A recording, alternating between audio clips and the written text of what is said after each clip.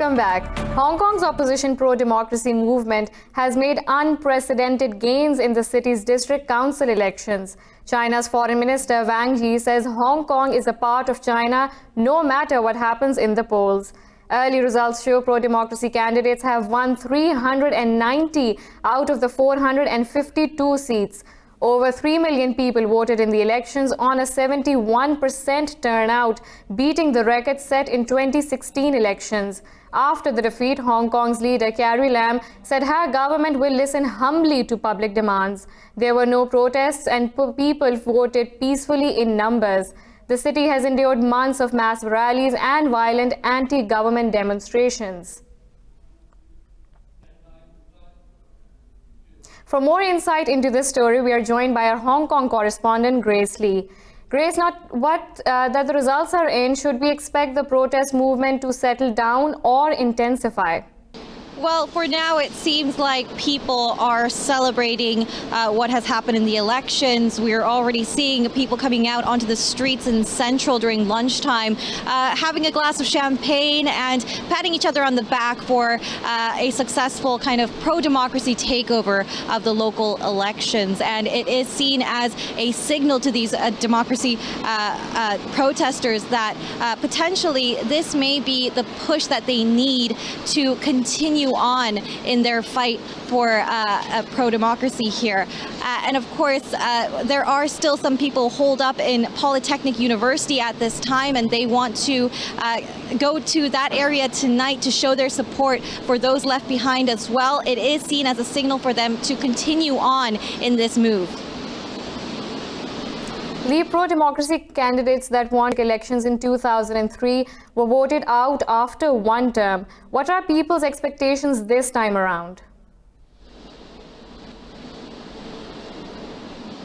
Well, I think it's a little bit different this time around because it really wasn't about the elections at all. It was actually more about the message that they wanted to send to Beijing through this election. And also, this election was kind of seen as a measurement of how much the protest movement here still has any kind of support from the overall Hong Kong people. There was a lot of worry as we continue to see some very heavy clashes between protesters and police and some increasingly violent movement from the protesters that perhaps they were losing support from the general public. But as we saw people coming to the polls and still voting for democracy, it seems that they still have this kind of support. So that's really what protesters were hoping for here.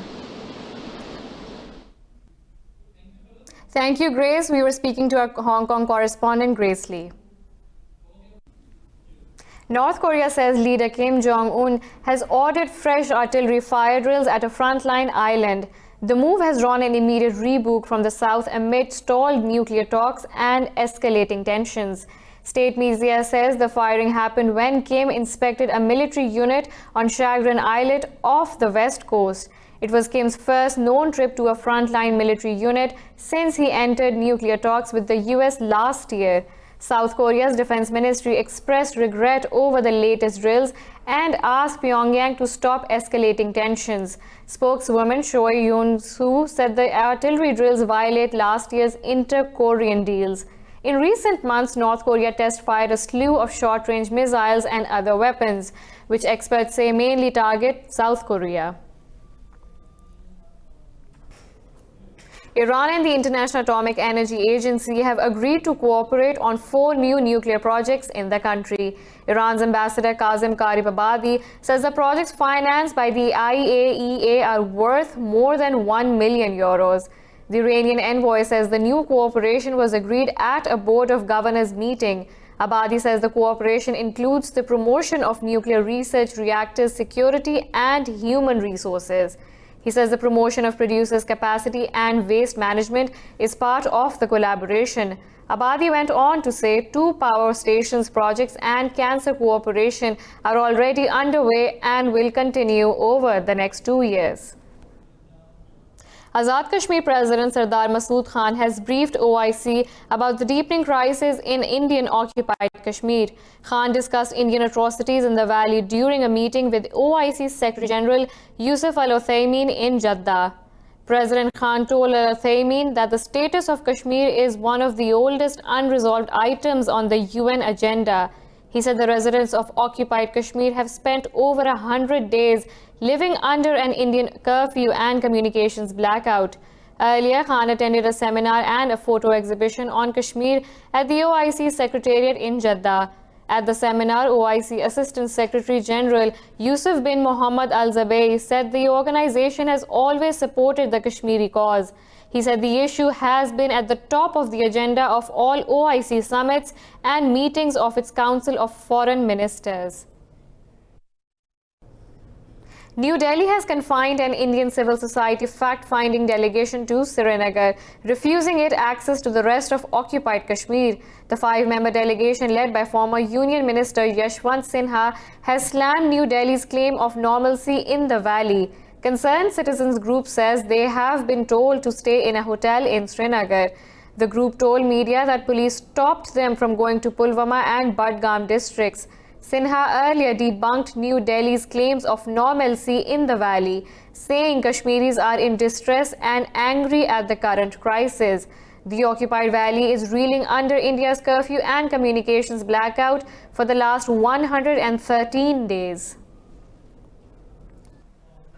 The Netherlands Queen Maxima has arrived in Islamabad on a 2-day visit to Pakistan. She is visiting as the UN Secretary General's Special Advocate for Inclusive Finance for Development.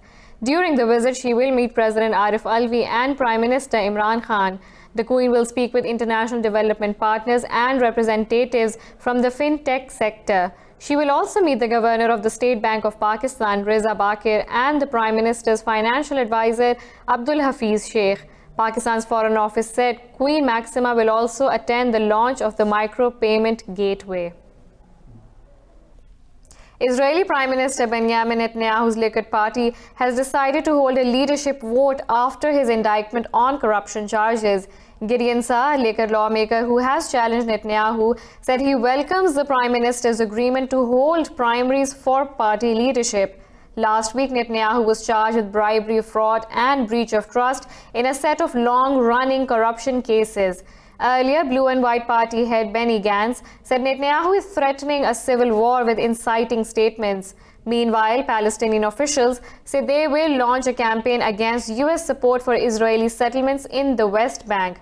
Fatah Party member Abbas Zaki said it will include mass rallies and special protests by Palestinian leadership at the UN and International Criminal Court. Israel is set to become the world's first democracy to expel Human Rights Watch country head. Officials said Umar Shakir will be deported today for backing a boycott of Israeli products made in illegal settlements. Human Rights Watch Executive Director Ken Roth has denounced the move, saying no other democracy has ever barred the watchdog staffer. The International Human Rights Organization has confirmed that Shakir will continue his work from a neighboring country. Israel's Supreme Court recently upheld the government's decision not to renew Shakir's work visa. Israel accuses Shakir of being a supporter of the Palestinian-led boycott, divestment, and sanctions movement. In Lebanon, thousands of protesters have marched to the U.S. Embassy in Beirut to protest against American meddling in the country's affairs.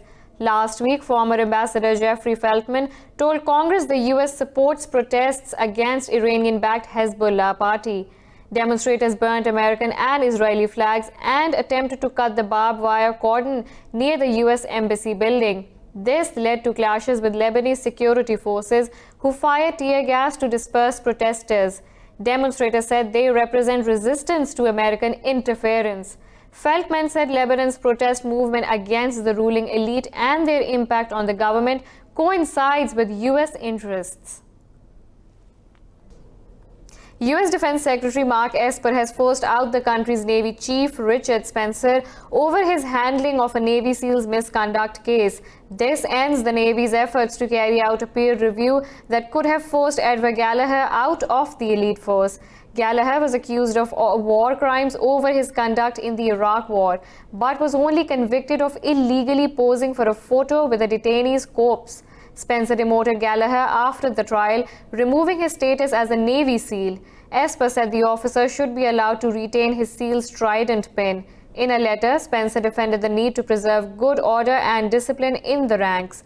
The Pentagon also accused Spencer of opening a private communication channel with the White House. Spokesperson Jonathan Hoffman said Spencer contradicted his public position by proposing to restore Gallagher's rank. Bolivia's interim president Jeanine Áñez has passed a bill appointing a new board that will set a date for a general election. It annuls the contested October 20th elections and limits presidents to 2 terms. Under the bill, new judges will be appointed for Bolivia's Supreme Electoral Tribunal within 20 days of enforcement. The judges will have 2 days to announce the election schedule. Áñez said it took quite an effort to reach consensus to adopt the document unanimously. Llegamos a este día. We have arrived at this day with the satisfaction that a duty has been fulfilled, because this is the main objective of my government. New elections in the shortest amount of time possible. It has not been easy to build consensus to unanimously pass this law. Aprobar por unanimidad esta ley. We're taking a short break. Stay with us.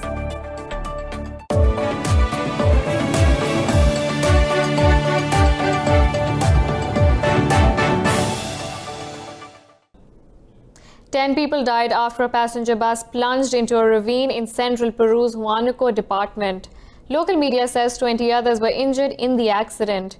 Local media says the bus was carrying 50 passengers when it fell 200 meters into the gorge. It said a preliminary probe shows the bus driver lost control of the vehicle because of the rain, slippery asphalt, thick fog, and speeding. In the Democratic Republic of Congo, the death toll from a plane crash in the city of Goma has risen to 29 after the bodies of 10 residents were found under debris. In a statement, Governor Kali Nazanzu Kasevita said the number of casualties is expected to rise as a search operation is still going on.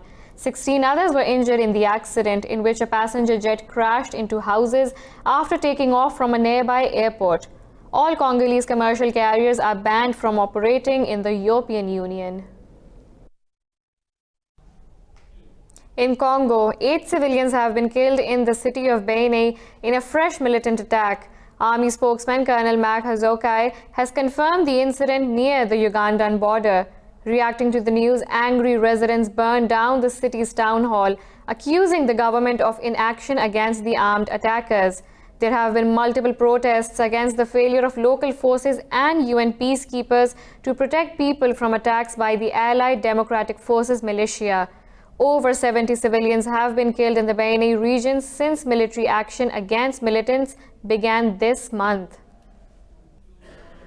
The Arab League Parliament has asked the US to remove Sudan from its list of countries sponsoring terrorism. In a statement, Parliament Speaker Mishal bin Fahm al-Salami said she made the request in letters to US officials. Al-Salami said the letters have been sent to US Vice President Mike Pence, House Speaker Nancy Pelosi, and Secretary of State Mike Pompeo.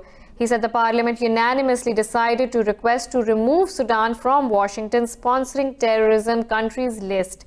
Al-Salami said Sudan has implemented all of its commitments to fight terrorism and promote human rights. Sudan was added to the US list of state sponsors for terrorism in 1993 during the rule of former Sudanese President Omar al-Bashir. Romania's President Klaus Iohannis has won a second term in a runoff after winning the first round on November 10th. Iohannis crushed his socialist challenger Viorica Dancila by 26% lead in the final round. Two separate exit polls showed center-right Iohannis garnered 63% of the votes in the runoff. Former Prime Minister Dancila of the left-leaning PSD took nearly 37% vote. In his victory speech, Iohannis said modern Romania won the polls. Romania has won. The modern Romania, the European Romania, the modern Romania has won today. The Romanians were today's heroes. The number of people who went out to vote was impressive. This is the biggest victory of today, the fact that the Romanians went out to vote. As smog continues to plague the Indian capital, the residents of New Delhi slammed the Indian government over its failure to tackle the problem. The city's air quality index stood at 212 on Sunday morning, which is over 3 times the safe limit of 60. This report has all the details. The citizens of New Delhi lambasted the Indian government, saying the government had failed to find a solution to the smog problem, despite the fact that it had become a regular occurrence in recent years. Pollution is a grievous ailment in Delhi, and the government is not working towards solving the problem. Everybody, including the country's youth, children, and the elderly, are being affected severely due to the pollution.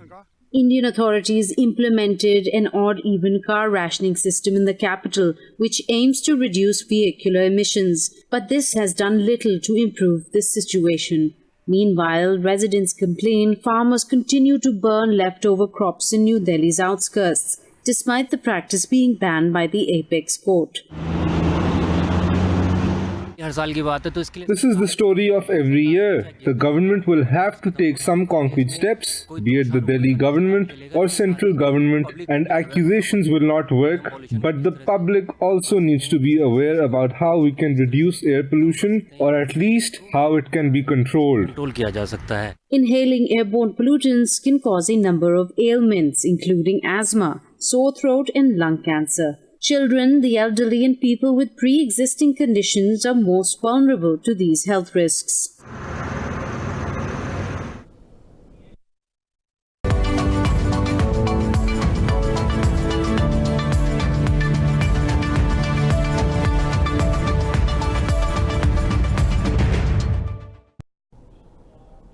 European stock markets are surging in early trading, with investors hopeful of progress in trade negotiations between the US and China. London's FTSE 100 has gained some 0.75% after Britain's 2 main political parties launched their manifestos for the December 12th elections.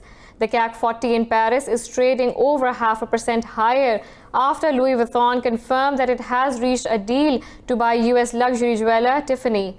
Frankfurt's DAX index has also gained 0.5% ahead of the release of German business sentiment data.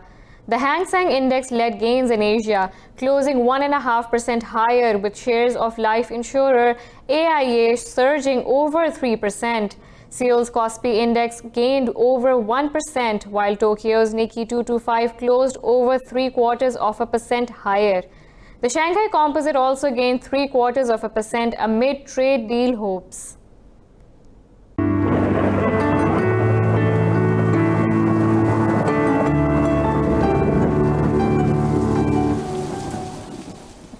Now let's look at the weather from around the globe.